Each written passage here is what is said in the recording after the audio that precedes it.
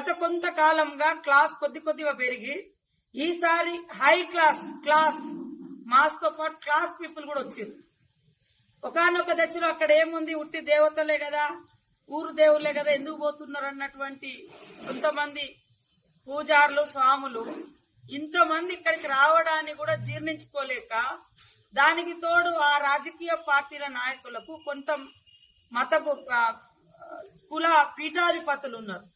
ఆ పీఠాధిపతులకు ఆ నాయకులకు ఈ దేవుళ్ల కాడికి రావడం నచ్చక, ఈ దేవుళ్ల కాడికి సమ్మక్క సారలమ్మ దగ్గరికి ఇన్ని కోట్ల మంది వస్తుంటే జీర్ణించుకోలేక కొన్ని మీడియా సంస్థలు, కొంతమంది వాళ్ళ అన్యాయ సోషల్ మీడియా ప్రతిదీ కూడా నెగిటివ్ నెరేటివ్ తీసుకుపోయి భక్తుల సంఖ్యను తగ్గించాలనే పెద్ద కుట్ర చేశారు.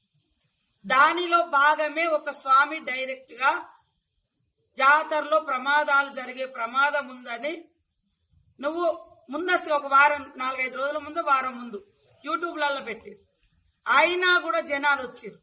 నేను పక్కా చెప్తున్నా, ఈ జాతరకు పెరిగినటువంటి ఆదరణను కొన్ని పార్టీలు, కొంతమంది స్వాములు, కొన్ని మీడియా సంస్థలు జీర్ణించుకోలేక తప్పుడు ప్రచారానికి ఎక్కువ ఒడిగొడతా ఉన్నారు. వారు స్పష్టంగా చెప్పిండు, నేను ఆ దేవుణ్ణి నమ్ముకున్నా, ఇక్కడి నుంచి పాదయాత్ర చేసినా అని.